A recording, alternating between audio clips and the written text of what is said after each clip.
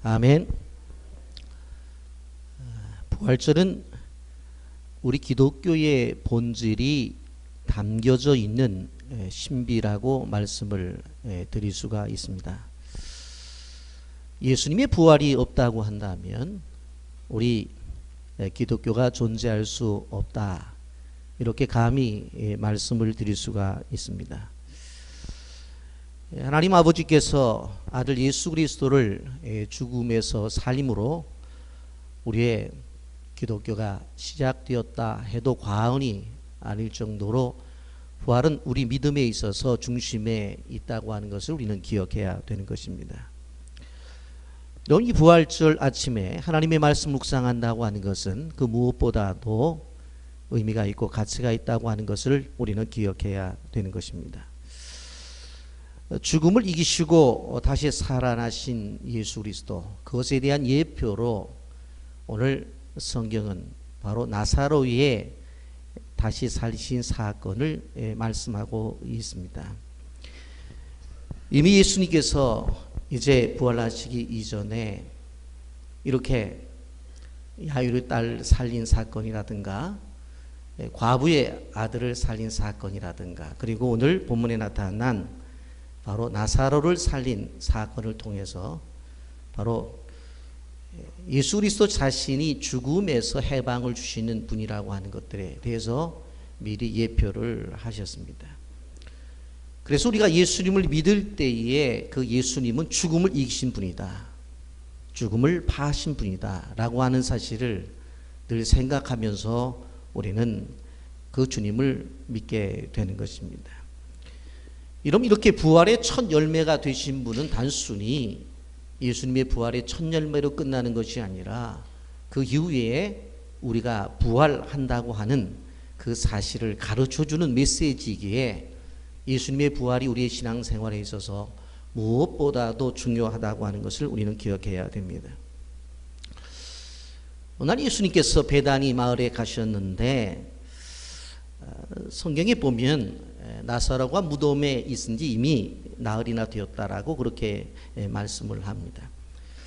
39절에 보면 예수께서 이르되 되를 옮겨 놓으라 하시니 그 죽은 자의 누이 마르다가 이르되 주여 죽은 지가 나흘이나 되었음에 벌써 냄새가 나나이다.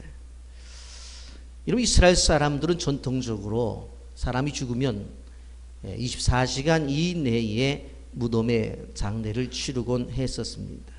왜냐하면 기후가 덥기 때문에 그 시신이 썩는 이유로 빠른 장례가 진행이 되었습니다. 그래서 분명히 뭐라고 말하냐면 죽은 지 나흘이 되었기 때문에 이제 썩어서 냄새가 난다라고까지 이렇게 표현을 하고 있는 것을 보게 되었습니다. 이 말은 무슨 말인가 하면 바로 소생의 가능성이 없다라는 이야기입니다.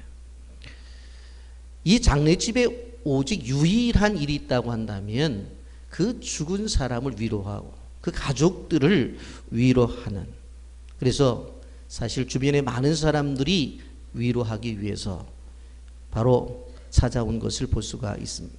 그때 예수님께서 그 지역에 오셨습니다. 사실 생각해 보면 예수님이 오셨어도 더 이상 무엇을 할 수 있을 거라고는 생각을 하지 않았습니다. 그래서 마르다가 예수님을 맞이하면서 이렇게 말합니다. 32절에 마리아가 예수 계신 곳에 가서 배웠고 그 발 앞에 엎드려 이르되 주께서 여기 계셨다면 내 오라버니가 죽지 아니하였겠나이다 하더라, 그렇게 말을 합니다. 주님이 여기 계셨더라면 우리 오라비가 죽지 아니했을 것입니다. 마르다의 마음속에는 아직도 아쉬움이 있었어요. 우리 오라버니가 죽어갈 때에 이 현장에 예수님만 계셨더라면 절대로 우리 오라비가 죽지 아니했었을 텐데. 왜? 그 예수님의 능력을 그는 알고 그리고 믿고 있었기 때문입니다. 그런데 그렇게 대답을 하고 있는 마르다를 향해서 예수님 뭐라고 말씀하세요? 23절에 예수께서 이르시되 내 오라비가 다시 살아나리라. 분명하게 표현을 하셨어요. 다시 살아나겠다.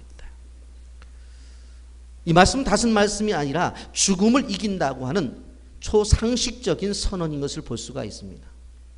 지금까지 그러한 경험들, 그러한 일들을 다른 사람들은 생각하지도 못했어요. 그런데 이제 예수님이 선언을 하시는 것입니다. 죽은 자가 어떻게 살아나요? 더군다나 오늘 본문에 보게 되면 죽어서 썩어져 냄새가 난다고 했는데 이렇게 완벽한 죽음을 선언하고 있는 그 죽음이 어떻게 다시 살아날 수가 있겠느냐고 하는 거예요. 여러분, 그런데 불가능이 가능해질 것이라고 하는 것을 예수님이 직접 선언을 하십니다. 여러분, 인간의 이성으로 도무지 가능성이 없어요. 도무지 인간의 계산으로는 계산이 되어지질 않아요. 그런데 주님께서 말씀으로 선언하시는 거예요. 예수께서 이르시되 내 오라비가 다시 살아나리라. 다시 살아나리라. 믿음의 선언입니다. 그 사실을 믿으라고 주께서 요구하시는 메시지인 것입니다. 예수님께서 썩어서 냄새 나는 나사로를 살리시겠다는 거예요. 그랬더니 마르다가 말해요? 맞습니다. 마지막 날 부활 때에는 다시 살아날 줄을 저도 알고 있습니다.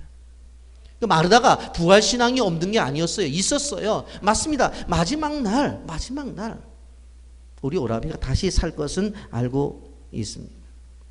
여러분, 마르다가 예수님이 말씀하시는 말씀을 어떻게 받아들인 거예요? 단순히 위로의 말로 받아들인 것입니다.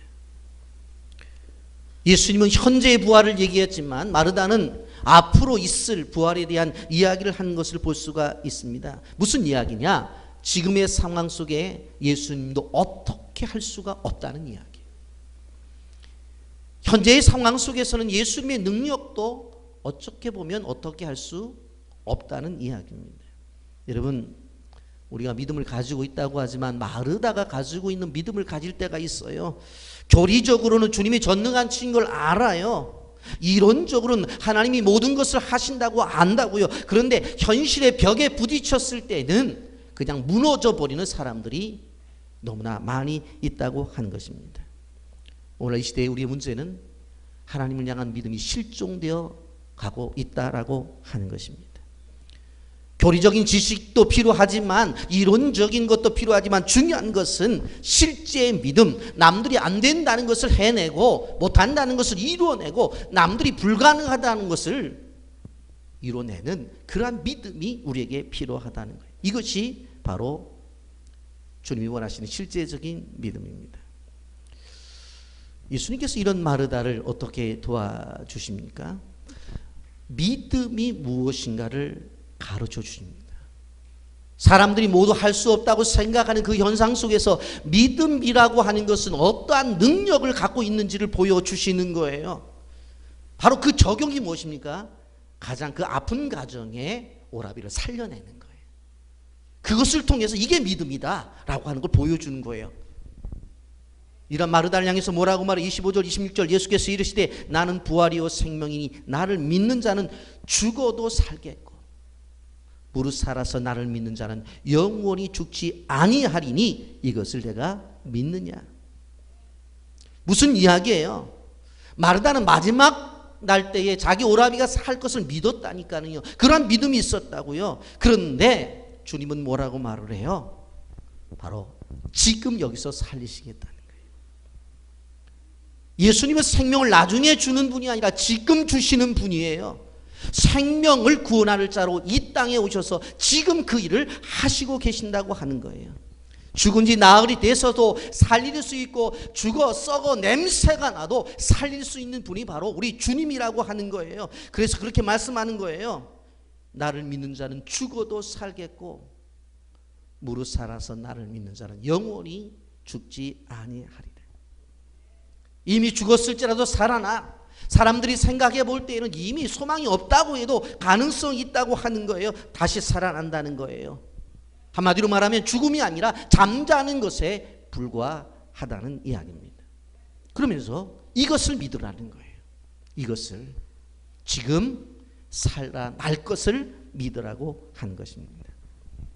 여러분, 우리는 신앙생활을 하면서 우리 현실 속에서 이 마리아 마르다의 가정처럼 고통과 아픔 속에 있는 일들이 많아요. 도무지 뭐가 보이지를 않아요.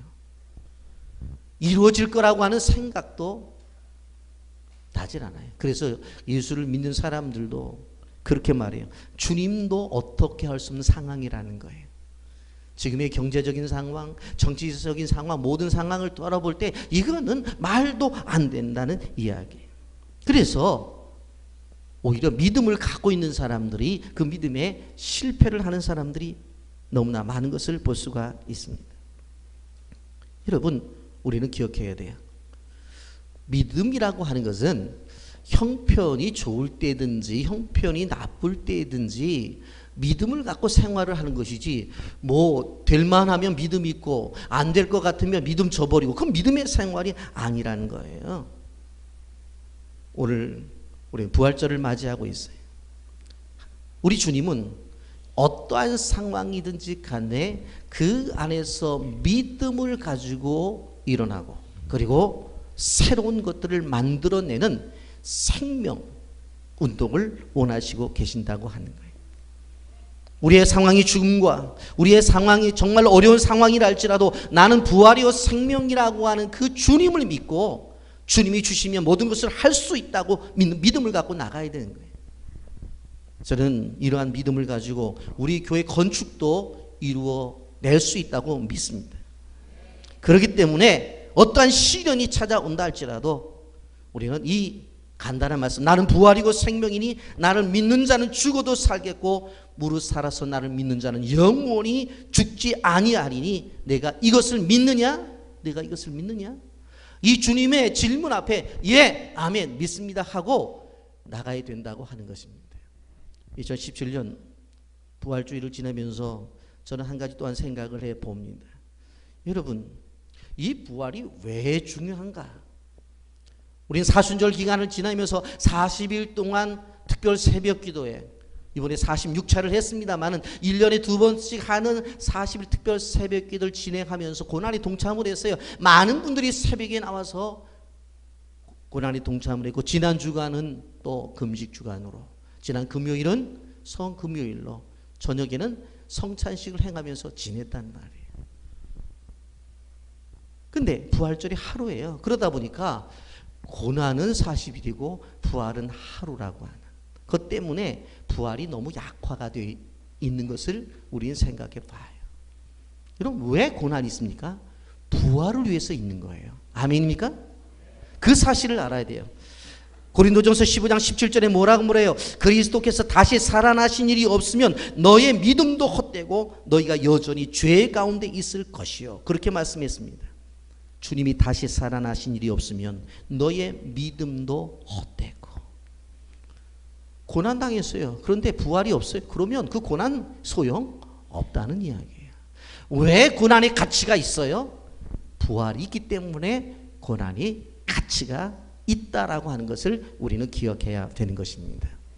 그래서 평소 때도 부활 찬송을 많이 불러야 돼요. 예? 근데 우리는 부활절만 불러요. 그래서 안 되고 늘 부활 신앙을 갖고 살아가야 된다는 생각 가지시고, 오늘 다시 한번 옆 사람과 인사 나누시기 바랍니다. 예수님이 부활하셨습니다. 부활절 아침입니다. 꼭 기억하셔서 오늘 하루, 그리고 더 나아가서 오늘부터 지속적으로 우리가 부활의 은혜 누리시기를 예수님의 이름으로 축복합니다. 아멘. 하나님 아버지 감사합니다.